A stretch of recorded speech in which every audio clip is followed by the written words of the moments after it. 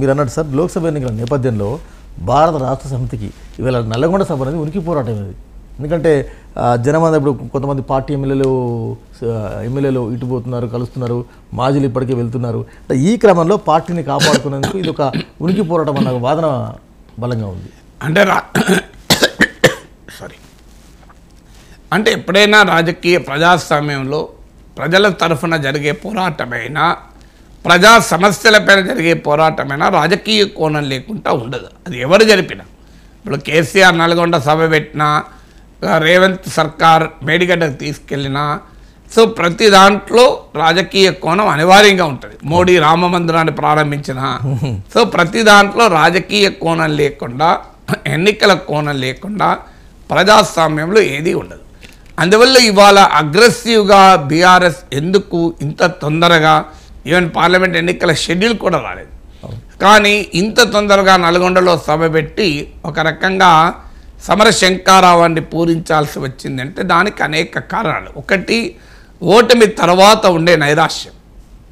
సహజంగా ఓటమి తర్వాత పార్టీలోనూ, శ్రేణుల్లోనూ, కార్యకర్తల్లోనూ ఆ నిరుత్సాహం ఉంటుంది.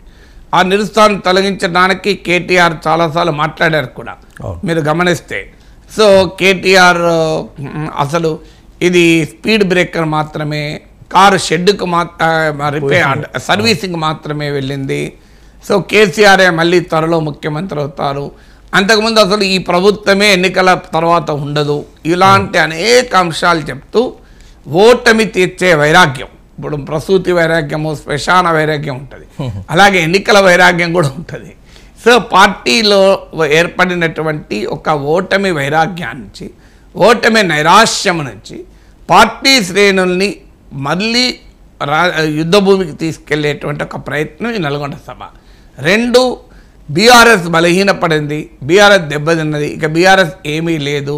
పార్లమెంట్ ఎన్నికల తర్వాత బీఆర్ఎస్ ఇంకా బలహీనపడుతుంది, ఎందుకంటే పార్లమెంట్ ఎన్నికల్లో కాంగ్రెస్ బీజేపీల మధ్య ఉంటుంది, అందువల్ల బీఆర్ఎస్ అసలు ఫీల్డ్లోనే ఉండదు అనేటువంటి చర్చ జరుగుతున్న సమయంలో పోటీ బీఆర్ఎస్ వర్సెస్ కాంగ్రెస్గా, బీఆర్ఎస్ వర్సెస్ అధికారంలో ఉన్న పార్టీగా అని తీసుకురావడం ద్వారా తమ రాజకీయ ఉనికిని చాటాలి అన్నది మరొకసారి బీఆర్ఎస్ ఊహం. ఇది రెండవది.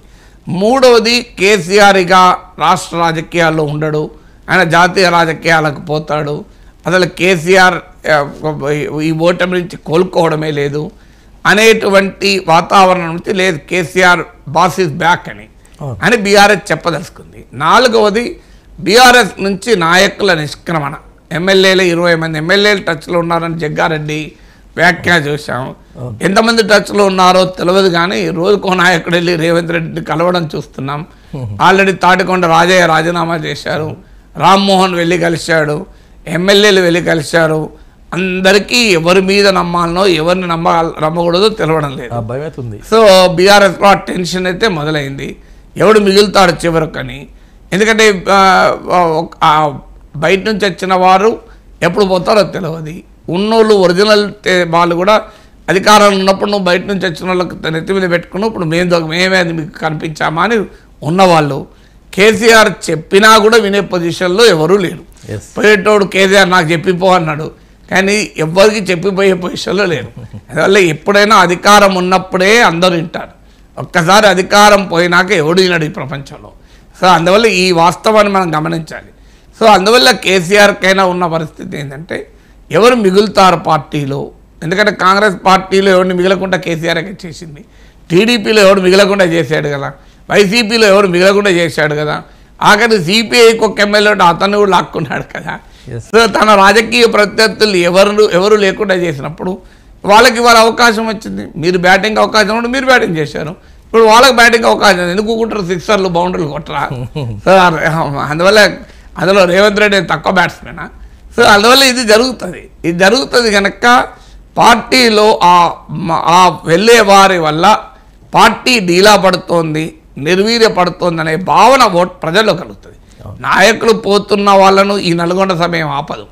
నల్గొండ సభలో భారీ ప్రజా సమీకరణ ఉంటే కొంత ఏదైనా మనకి ఇంకా ఫ్యూచర్ ఉంది, పార్లమెంట్ ఎన్నికలు ఉన్నాయి, ఇప్పుడు కేటీఆర్ కూడా అన్నాడు స్థానిక ఎన్నికలు ఉన్నాయి, మున్సిపల్ ఎన్నికలు ఉన్నాయి, కార్పొరేషన్ ఎన్నికలు ఉన్నాయి, మళ్ళీ మనం అనేక పదవులు వస్తాయి, అనే ఆశ చూపెట్టే ప్రయత్నం కేటీఆర్ చేశారు. అవును. ఈ సభ ద్వారా జన సమీకరణ చేసి బీఆర్ఎస్కు బలం ఉంది, మీరేమీ ఈ ఓటమితో చెదిరిపోవాల్సిన అవసరం లేదు, ఓపిక పడితే మళ్ళీ పదవులు వస్తాయి, అవకాశాలు వస్తాయి రాజకీయాల్లో అనే అంశం చెప్పడం ఒక అంశం. అయితే ఒకవేళ ఎవరైనా వెళ్ళినా, ఎందుకంటే ఈ సభ ద్వారా ఎంతమంది ఆపుతారన్నది కష్టమే, వెళ్ళినా కూడా ఓటర్లలో నాయకులు వెళ్ళినా కింద క్యాడర్ వెళ్ళకుండా, కార్యకర్తలు వెళ్ళకుండా, ఓటర్లు వెళ్ళకుండా ఈ జన సమీకరణ ద్వారా ఒక అడ్డుకట్ట వేయాలి అనేది 4వది. 5వది నల్లగొండను ఎత్తుకోవడం ద్వారా ఎక్కడైతే కాంగ్రెస్ కంచుకోవటంలో మేము అటాక్ చేస్తాం. ఎందుకంటే ఇష్యూ కృష్ణానదితో, అందువల్ల మహబూబ్నగర్లైనా నల్గొండలైనా జరపాలి. ఎందుకంటే అక్కడ నల్గొండ అయితే ఇప్పుడు అక్కడ మీరు చూడండి ఫ్లోరైడ్ గురించి ఇవన్నీ మాట్లాడతారు కేసీఆర్. సో అందువల్ల నల్గొండ వేదికగా ఎదుర్కోవాలి, కాంగ్రెస్కు బలమైన కేంద్రంలోనే ఎదుర్కోవాలనేది ఒక మరో ప్రయత్నం కూడా. అందువల్ల ఒక రకంగా లోక్సభ ఎన్నికలకు, అసెంబ్లీ ఎన్నికల వైఫల్యాల నేపథ్యంలో లోక్సభ ఎన్నికలకు పార్టీని సమరసిద్ధం చేయడమే ఈ నల్గొండ సభ లక్ష్యం.